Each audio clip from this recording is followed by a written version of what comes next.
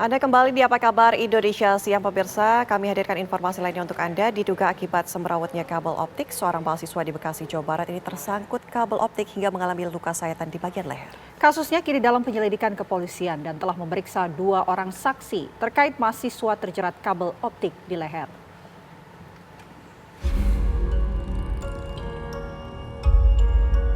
Beginilah kondisi kabel optik yang berada di Jalan Raya Silem 2, Kelurahan Kaliabang Tengah, tempat seorang mahasiswa bernama History Kali Power terjatuh akibat tersangkut kabel.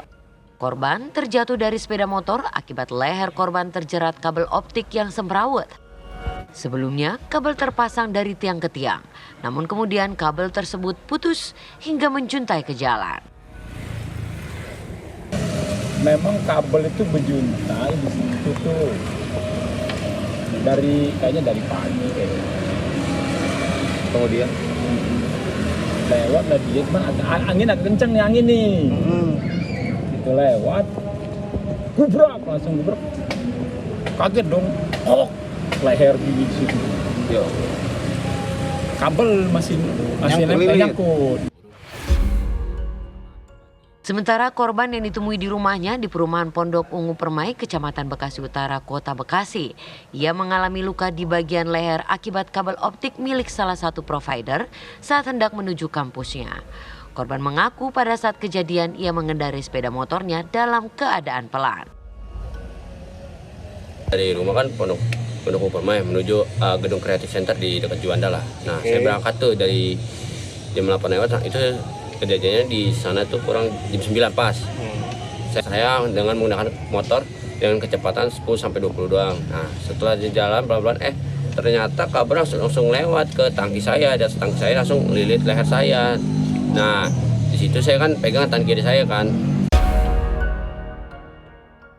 Setelah mendapatkan laporan, polisi langsung melakukan penyelidikan dengan melakukan olah TKP di lokasi kejadian. Polisi telah memeriksa 2 orang saksi dan masih menyelidiki pemilik kabel optik yang menjuntai ke jalan tersebut.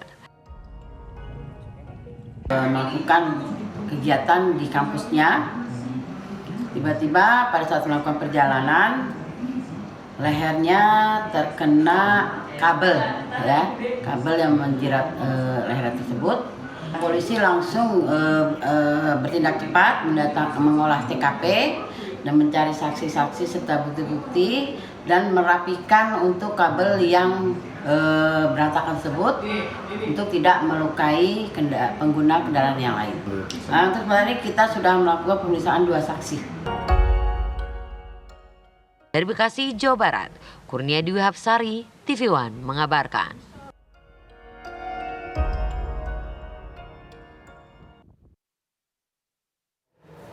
Lagi-lagi kabel fiber optik menelan korban, dan untuk membahas lebih jauh sebenarnya kronologis kejadiannya seperti apa, kami sudah tersambung bersama dengan korban History Kali Power yang merupakan korban terlilit kabel fiber optik serta kuasa hukum ataupun pengacara dari korban, Kristiano Manurung. Selamat siang Mas Kristiano dan juga Mas Kelly. Selamat siang, ya, Mbak. Oke, mungkin pertama-tama saya mau ke Mas Kali terlebih dahulu. Mas Kali, kronologis kejadiannya awal mulanya ini bisa terlilit kabel fiber optik, ceritanya seperti apa, Mas? Jadi gini, Mbak, pada saat saya mau pergikan di Pondok Ungu Permai menuju kampus, itu saya ada acara mahasiswa lah. Di situ saya berjalan bawa motor pelan, pas di TKP di perempatan itu sebelumnya saya sudah melihat ada kabel itu terayun-ayun, dan pada saat itu saya tetap menjalan karena kan itu jalan ke 2 arah kan, dan saya bawa kendaraan pelan. Nah, setelah saya melewati kabel itu ternyata ada angin itu langsung mengarah leher saya, ada melilit leher saya juga. Nah, setelah itu akhirnya saya menjatuhkan motor dan saya bertahan kiri saya untuk menahan. Oke, Mas Kelly, sebelumnya artinya sudah sering melewati jalan ini. Bagaimana kondisi jalan sebelumnya? Apakah memang banyak teruntai kabel-kabel yang mungkin tidak terpasang begitu? Kalau di daerah situ yang saya lihat ya, emang situ banyak kabel-kabel yang sudah kendor dan berantakan juga. Waktu Mas Kali Seperti itu. melewati jalan tersebut sebelumnya, di hari-hari sebelumnya, ini kondisinya juga sudah separah pada saat kejadian atau seperti apa Mas ceritanya? Saya tidak melihat sih, karena kan saya hanya fokus jalan biasa aja. Cuman yang saya tahu, ya, di daerah di situ emang banyak kabel-kabel di situ tuh sudah berantakan. Oke. Mas Kelly, waktu kejadian ini Mas Kelly berjalan dengan kecepatan berapa Mas? Sehingga mungkin tadi Mas Kelly sempat mengatakan sempat memegang talinya ya. Kalau kecepatan tinggi rasa-rasanya Ya, tidak betul. mungkin. Saya menggunakan kecepatan dari 10 sampai 20 dan itu kan motor masih bernyala ya. Saya tekan kiri pegang sementara untuk nahan. Nah, pada saat itu akhirnya saya menjatuhkan motor juga dong. Menjatuhkan motor. Dan saya pengen megang yang buat tangan kanan saya itu megang, ternyata saya ketarik ke belakang. Dan saya langsung tangan kiri saya bernahan. Ternyata kena juga memar di bagian tangan kiri. Oke. Selain Mas Kelly, ada juga nggak warga sekitar mungkin yang menjadi korban seperti apa yang dialami oleh Mas Kelly? Tidak ada sih. Tidak ada. Mas Kelly ini Karena kami... warga langsung potong kabelnya. Oke. Mas Kelly, kita melihat luka sayatan yang berada di leher Mas Kelly ini, apa yang dilakukan oleh dokter? Tindakan apa yang dilakukan paling- dengan leher Mas Kelly ini? Pembersihan dengan alkohol terus sama mengasih salak. Oke. Ada jahitankah? Tidak ada. Oke.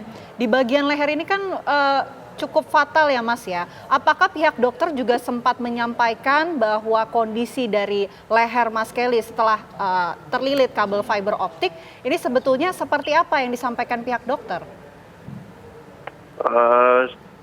Paling dokter yang klinik itu kan dia lebih hanya membersihkan saja.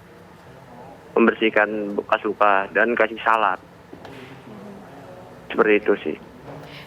Oke, kita menuju ke Mas Belum check up Kristiano. juga. Oke, kuasa hukum dari korban Mas Kristiano. Langkah yang saat ini sudah ditempuh ini pelaporan ke Polres Metro Bekasi. Lantas, bagaimana kelanjutannya dari pihak kepolisian? Sudah adakah informasi?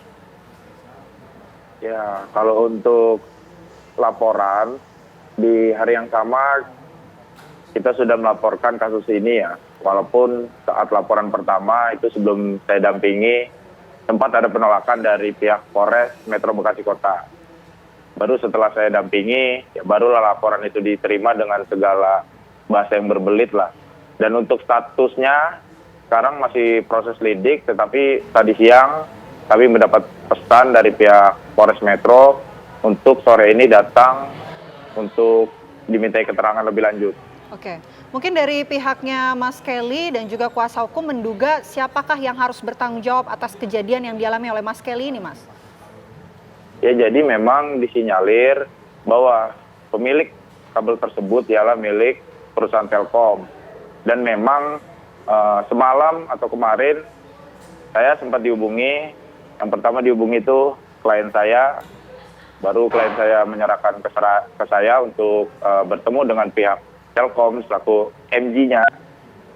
Memang sempat ada bahasa untuk itikat ya, tetapi saya melihat itikat yang disarankan oleh pihak Telkom itu benar-benar tidak rasional lah gitu. Baru tadi pagi saya dikabari, karena memang saat saya bertemu ya ketika pihak Telkom menyampaikan ada itikat pertanggungjawaban dari pihak Telkom, ya tentu kita sambut kan gitu. Tapi tentu kita melihat seberapa antusiasnya pihak Telkom memberikan itikat baik atau pertanggungjawaban atas ganti rugi yang dialami klien kami. Dan kagetnya saya, lucunya saya, pihak Telkom itu seperti menghina klien kami.